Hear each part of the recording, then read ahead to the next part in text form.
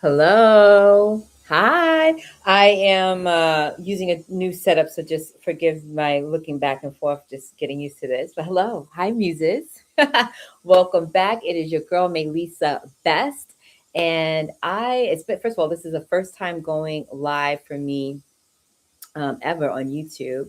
So I'm really excited about that. So no intro music, no frills, but first of all, Happy New Year. Welcome back. Welcome to 2026. And let's go. Let's get into it. So I felt really compelled to talk on the subject and God, my heat. If you live in New York and have like a pre-war, apartment, you will get radiator heat like no other, which is a blessing, but also it's very loud. So forgive me if you hear some loud background music, background noise. But anyway, on the subject, I want to talk to y'all about a subject that is near and dear to my heart and something that I had to overcome for all of my life, including up to recently. So I'm going to get you into a story time. But it is about being an enigma and not standing in your own truth because you're so concerned about fitting in when you're not meant to. You're not meant to fit in. You're not meant to fit in. So there is let's take a moment to destigmatize what being an enigma is and owning it and what that looks like. I'm gonna give you a little story time. It's a time when I was flued out.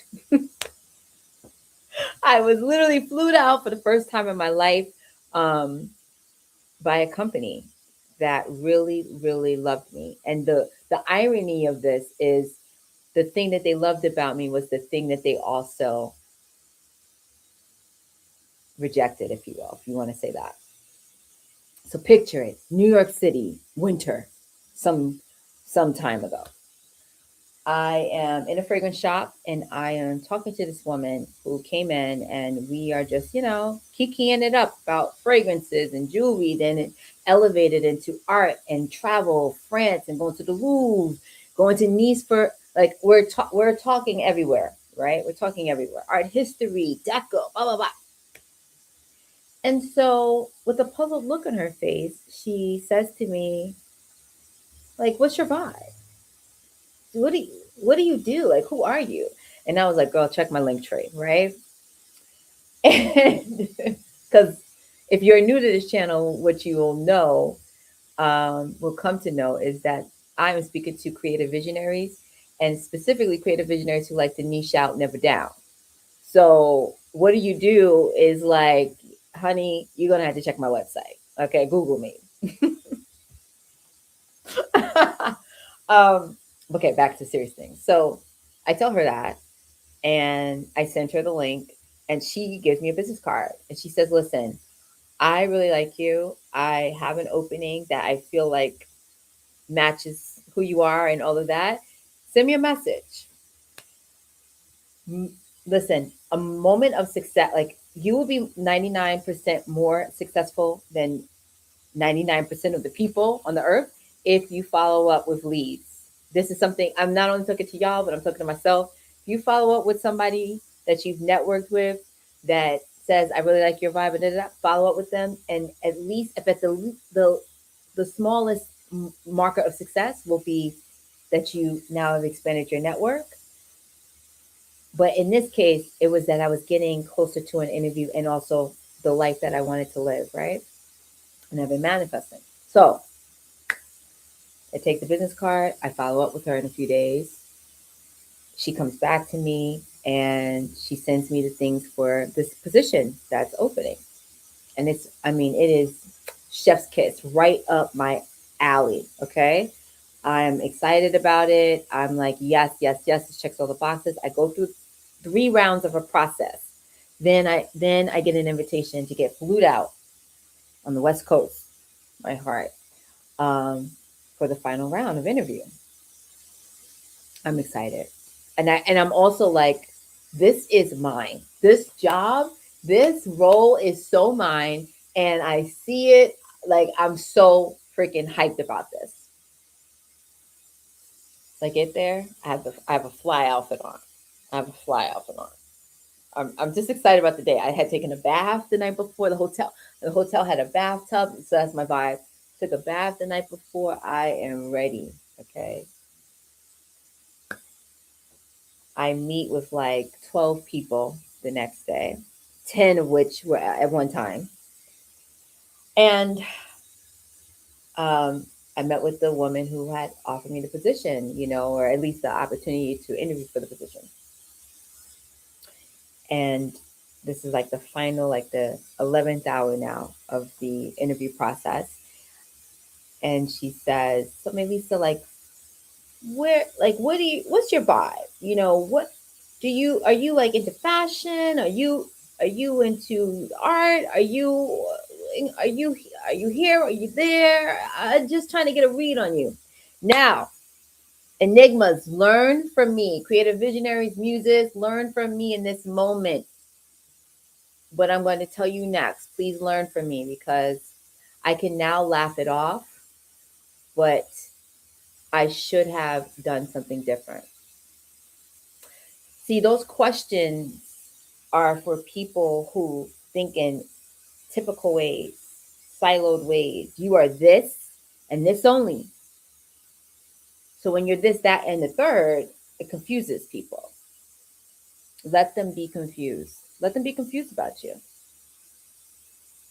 And I know it's easier said than done, but the power really comes in letting people be confused about you, because you own your truth and narrative. And that is power. But I didn't do that. I found myself going into this like proving energy, like, oh, well, I like it all, but, no authority.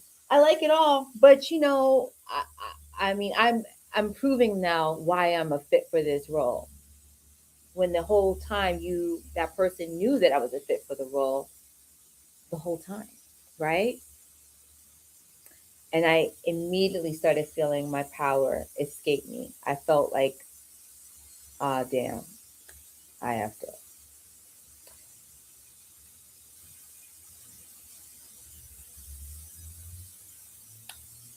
Why am I saying this? Well, I find that a lot of times, and maybe, as things shift in life, in the universe, maybe we'll see a shift in this. But I find that a lot of times there are people, especially those who feel othered or different in the world, or that they're too much, they tend to be the ones who are shape shifting and trying to fit in. But your superpower lies in standing 10 toes down in who you are. See, instead of that proving energy, I should have said, oh, you trying to figure me out? Here's the thing, I love it all. And my perspective, my unique perspectives, and the fact that I love it all and can be so multi talented and multi interested is my superpower.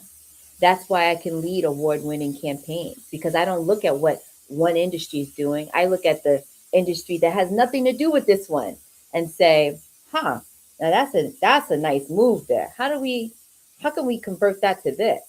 How do we steal like an artist? Well, you have to have eyes like an artist. You have to see the world and have a global perspective and be interested, not interesting, interested in the world. Do you see the difference in that? That is authoritative stance. That is an authoritative knowing of who you are and why, when someone's trying to figure you out and make it feel to you like a negative thing because you're not fitting in any of the boxes, you say it's only a box.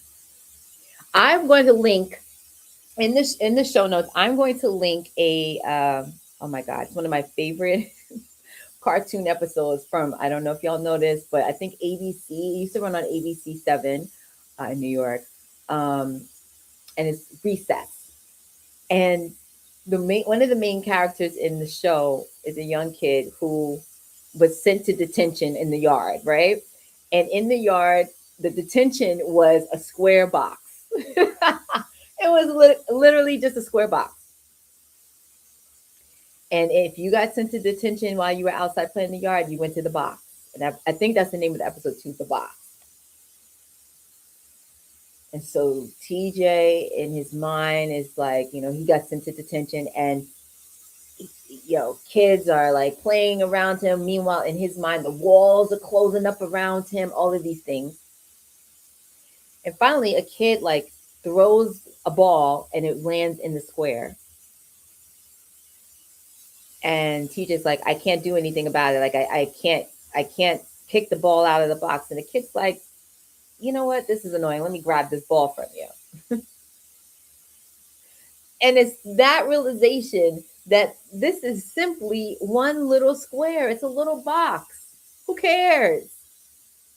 This doesn't define me. I can step out at any time. This doesn't have any power over me, right? So all of these little boxes that society makes you check into, from ethnicity to race to status to whatever, they mean nothing. And for enigmas and my creative visionaries and my multi hyphenates, you can't be defined.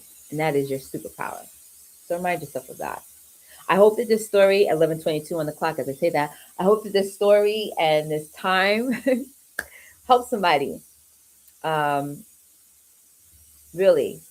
And if you need any clarity on that or any support in that venture, I do offer some consultations. So I'll be sure to put that in the show notes. And with that, without further ado, I bid thee good night and good day and goodbye. Until next time, muses. Bye.